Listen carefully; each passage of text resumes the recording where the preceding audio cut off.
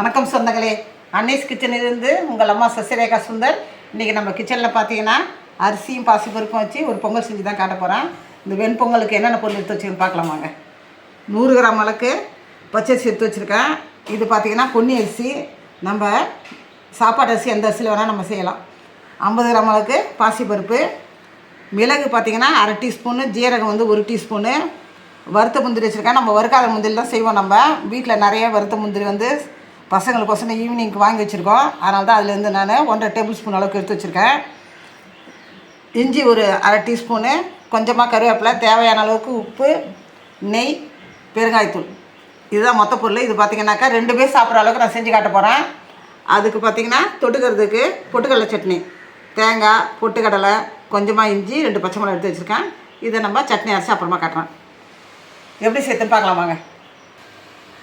அடுப்பத்தை வச்சாச்சு. அது மேலே ஒரு பாத்திரம் வச்சுட்டோம். இந்த பாசிப்பருப்பு பார்த்திங்கன்னா லேசாக வறுத்து எடுத்துருவோம்.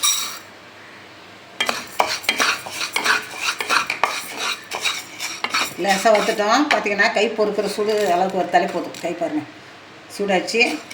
இப்போ நம்ம இதை ஆஃப் பண்ணிவிட்டு வேறு ஒரு பாத்திரத்தை மாற்றி வேண்டியது தான். இந்த பாத்திரத்தில் பார்த்திங்கன்னா இந்த அரிசியை நம்ம சேர்த்துக்கலாம். வறுத்த இந்த பாசிப்பருப்பையும் இதில் சேர்த்துக்கலாம்.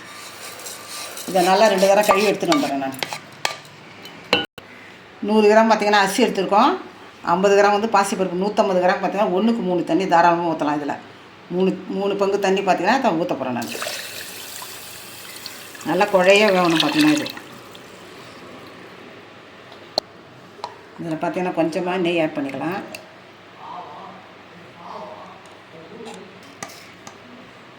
பொங்கலுக்கு தேவையான அளவுக்கு உப்பு இதில் ஆட் பண்ணிக்கலாம். இதை பார்த்திங்கன்னா நல்லா ஒரு கலக்கிட்டு குக்கரில் வச்சு ஒரு 4லேருந்து 5 விசில் வச்சு எடுத்துக்கலாம். நல்லா அப்போ தான் நல்லா குழைய வேகும். 5 விசில் குறையாமல் நம்ம வச்சோன்னா நல்லா குழைய வேகும். அதுக்கப்புறம் திறந்து பார்த்து அதுக்கப்புறம் நம்மளாம் என்ன செய்யலாம்.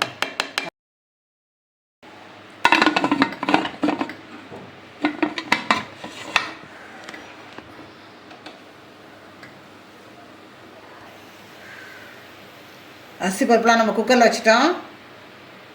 இதை பார்த்திங்கனாக்கா 5 விசில் வச்சு நம்ம கேஸ் ஆஃப் பண்ண வேண்டியதான். 5 விசில் கொடுத்துட்டோம். பார்த்திங்கனாக்கா இப்போ நல்லா வெந்திருக்கும் பொங்கல். பார்த்திங்கன்னா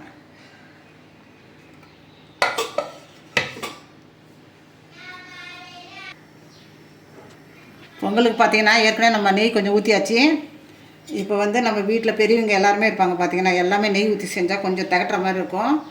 அதே சமயம் பிபி சுகர் இருக்கவங்களுக்கு பார்த்தா மயக்கம் வர மாதிரி இருக்கும். அதனால் பார்த்திங்கன்னா சன்ஃப்ளவர் ஆயில் ஒரு 2 டீஸ்பூன் அளவுக்கு சன்ஃப்ளவர் ஆயில் கலந்துக்கணும். இதில்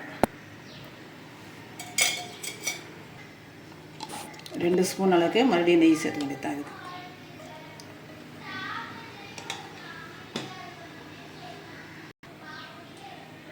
நெய் எண்ணெய் பார்த்திங்கன்னா நல்லா காஞ்சிட்டு நம்ம 1/2 ஸ்பூன் பார்த்திங்கன்னா மிளகு, 1 டீஸ்பூன் பார்த்திங்கன்னா ஜீரகம் வச்சுருக்கோம்.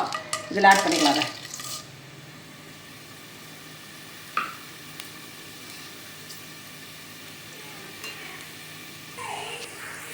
கொஞ்சமாக பெருங்காயத்தூள் ஆட் பண்ணிக்குவோம்.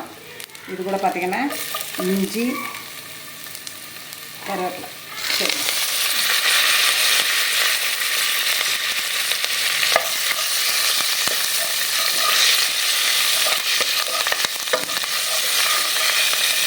வறுத்த முந்திரியாக போட்டு லாஸ்ட்டில் சேர்த்தா போடுவோம். வறுக்காத முந்திரியாக இருந்தால் நம்ம மிளகு ஜீரகம் போடும்போது கூடவே அதை ஆட் பண்ணிக்கலாம். இந்த வறுத்த முந்திரியை போட்டு இதை கடைசி ஆட் பண்ண போகணும்.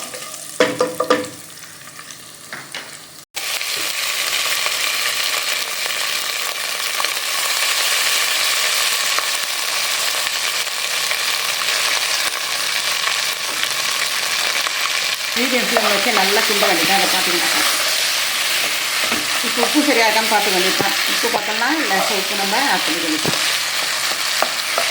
நல்லா குழைய வெந்துட்டு பாருங்க. நல்லா வெந்துச்சு.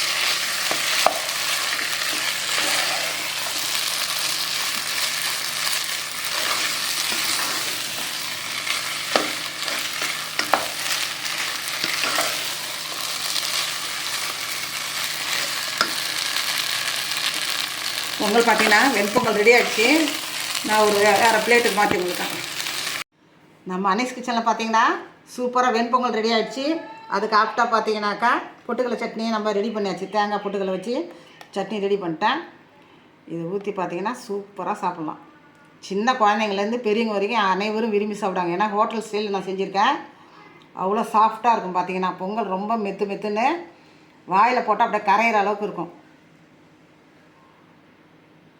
100 கிராம் பார்த்தீங்கன்னா பச்சரிசிக்கு 50 கிராம் பாசிப்பருப்பு கலந்து தான் அந்த பொங்கல் செஞ்சுருக்கேன். இதை வந்து நீங்கள் செஞ்சு பார்த்துட்டு எனக்கு கமெண்ட்ஸில் சொல்லுங்கள். லைக் பண்ணுங்கள், ஷேர் பண்ணுங்கள், கமெண்ட் பண்ணுங்கள். மறக்காமல் என்னுடைய அனீஸ் கிச்சனுக்கு சப்ஸ்கிரைப் பண்ணுங்கள். தேங்க்யூ.